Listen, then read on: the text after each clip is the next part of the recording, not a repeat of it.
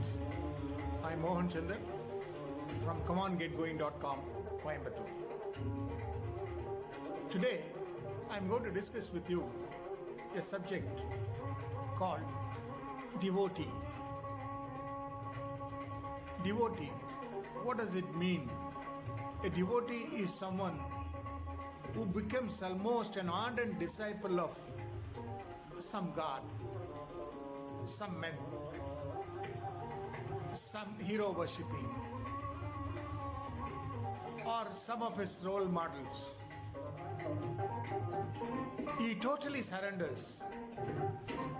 The surrendering devotee is called a devotee who surrenders the entire of his life to God. The surrendering happens only to God. God has so many devotees. Almost all of us are devotees to God. It's no wonder if I say that each and every one of us are a devotee of a particular segment.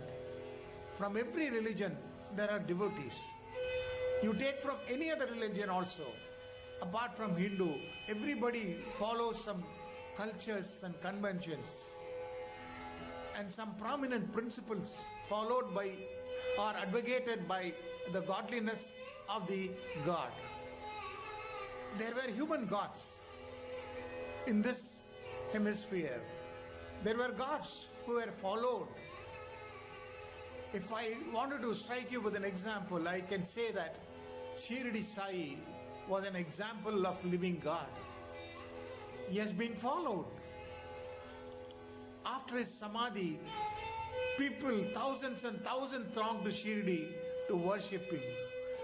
People who have not met him, who have not realized him, started realizing what is the value of that God. Likewise, Puttaparthi Sai Baba. There are ever so many people who follow even after his Samadhi. Today, people throng to Puttaparthi even today.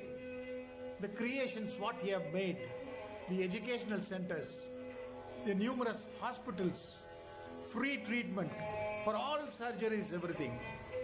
You will not wonder, a friend of mine from Chennai who follows him from the day one, he has been named by him, by Puttaparthi Saiba. You will be feeling awesome when I say this. He got the Guru Upadesam from Puttaparthi Sairam. What a noble thing. People are aspiring for that, even to have a vision of him.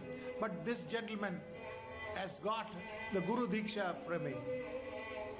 Likewise, I follow Paramacharya. I have met him. All the Paramacharyas, 3 of them, I have met them in one single role. I am a serious and sincere devotee of Paramacharya. I cannot forget the words what he had told me when I saw him for the first time in the 60s and 70s. What a wonderful human being. I can't say he is a human being. He is an incarnation, God incarnation. Even today, so many people follow him. Hundreds, thousands, millions throughout the world. He has no boundaries. He has reached every one of them.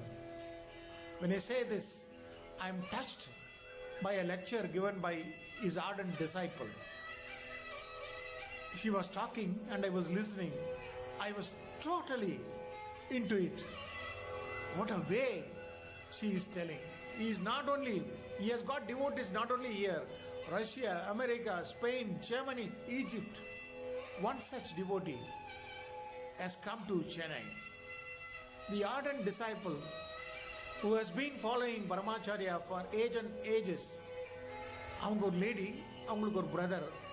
அவள் 2 பேருமே எப்பவுமே பரமாச்சாரியாரை follow பண்ணிகிட்டே இருக்கவா.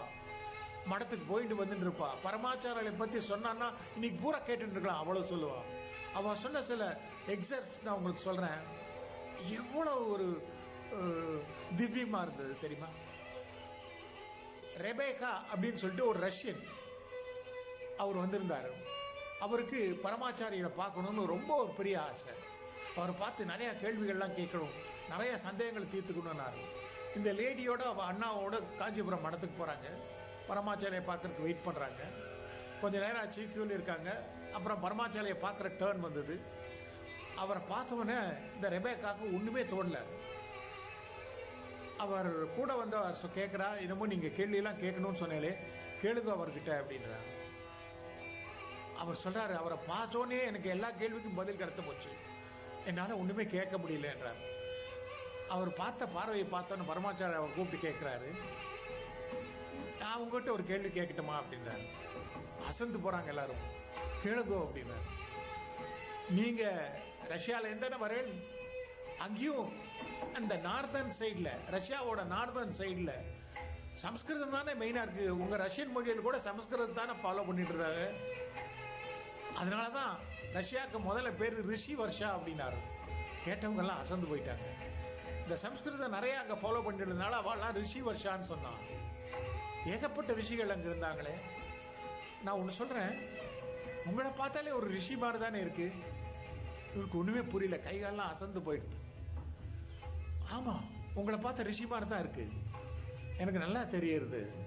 சம்ஸ்கிருதம் பிறந்ததே ரஷ்யாவில் மாதிரி தான், அங்கே இருந்தவா எல்லாருமே ரிஷிகள் தான். அதனால தான் அதுக்கு ரிஷி வர்ஷான்னு பேர் வந்து. சரி, எனக்கு மனசுக்குள்ள ஒரு கிளேசம், நான் ஹிந்துவாக மாறணும் அப்படின்றாரு அந்த ரெபேக்கா. நீங்கள் எதுக்கு மாறணும்? நீங்கள் ஹிந்துவாக தானே இருக்கீள், ஏன் மாறணும்? எதுக்காக மாறணும்? உலகத்தில் பிறந்த அத்தனை பேரும் இந்துக்கள் தான். யார் தன்னை பேப்டைஸ் பண்ணிக்கலையோ, பேப்டைஸ் பண்ணிட்டு வாழலாம் கிறிஸ்டியன்ஸ். அந்த முஸ்லீம்கே உண்டான சடங்குகளில் பண்ணிட்டு வாழலாம் முஸ்லீம்ஸ். மற்ற அத்தனை பேரும், இந்த உலகத்தில் பிறந்த அத்தனை பேரும் இந்துக்கள் தான்.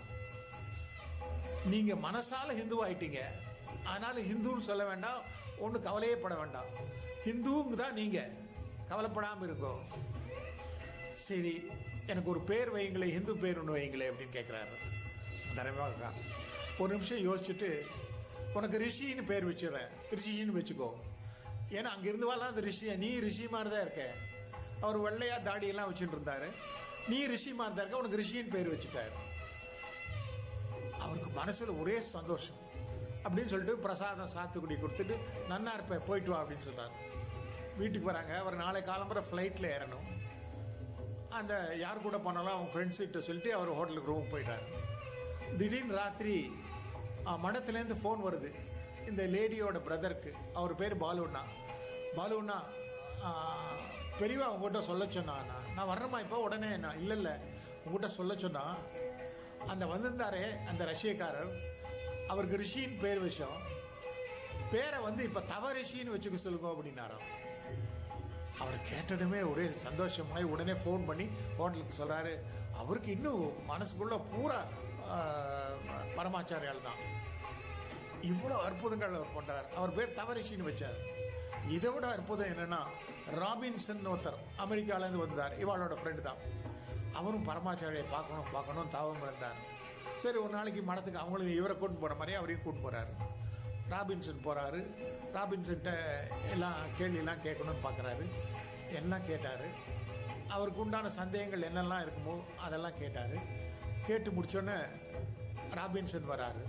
ராபின்சன் ரொம்ப பக்திமான். அமெரிக்காவில் பரமாச்சாரியால் அப்படி பூஜைப்படுறவர். அவருக்கு எல்லாம் தெரியும். ஆசீர்வாதம் பண்ணி பிரசாதம் கொடுக்குறார். கொஞ்சம் சாத்துக்குடியும் வேறு பழங்களும் பிரசாதம் கொடுத்து, நீ போயிட்டு வா, நீ நினச்சதெல்லாம் நடக்குங்கிறார். சரின்னு போயிடுறாரு ராபின்சன். அவர் போனோன்னே, அவர் போய் அடுத்த வருஷமோ என்னமோ சங்கராச்சாரியார் சமாதி அடைய போகிறார். ஜனவரி 8ஆம் தேதின்னு எல்லாரும் சொல்கிறாங்க. அப்போது இந்த ராபின்சன் அமெரிக்காலேருந்து ஃபோன் பண்ணுறாரு. இந்த மாதிரி சங்கராச்சாரியார் எப்படி இருக்கார் அப்படின்னு கேட்குறாரு. அப்படின்னு ஜனவரி 8ஆம் தேதி அன்னைக்கு சங்கராச்சாரியார் மோட்சம் ஆகிடுறாரு. இவர் 16ஆம் தேதி கேட்குறாரு எப்படி இருக்கார் அப்படின்னு.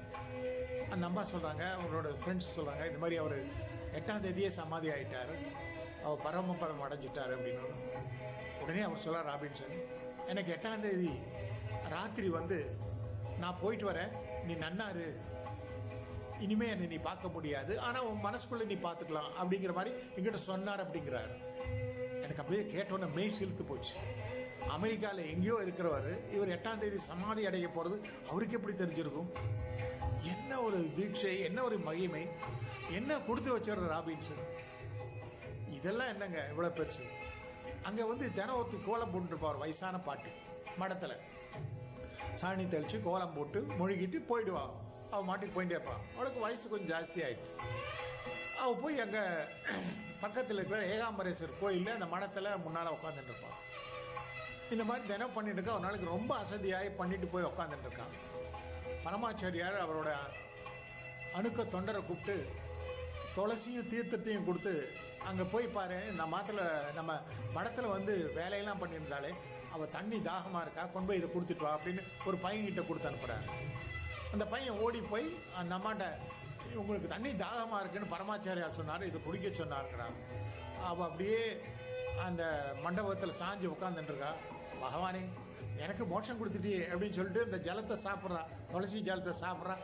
அப்படியே உயிரை விட்டு செத்து போயிடுறான்.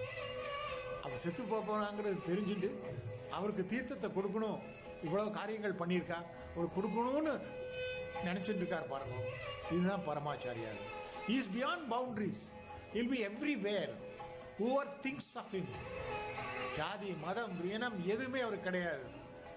நீ அவரை கொஞ்சம் நினச்சா போறோம், நான் உங்க கூடவே இருப்பேன் அப்படிங்கிற மாதிரி பல விஷயங்கள் பல பேருக்கு பண்ணியிருக்காரு. இது சொல்றதுல என் மனசு அவ்வளோ லேசாயிடுச்சு. அவ்வளோ ஒரு சாதாரண மனிதர் அல்ல. He was an incarnation of God. பரமாச்சாரியை பார்த்த புண்ணியம் எனக்கு இருக்கு. அவர் வாழ்ந்த காலத்தில் நானும் வாழ்ந்தேங்கிற புண்ணியமும் எனக்கு இருக்கு. Let's all be devotees of great persons. Thank you. We'll meet again.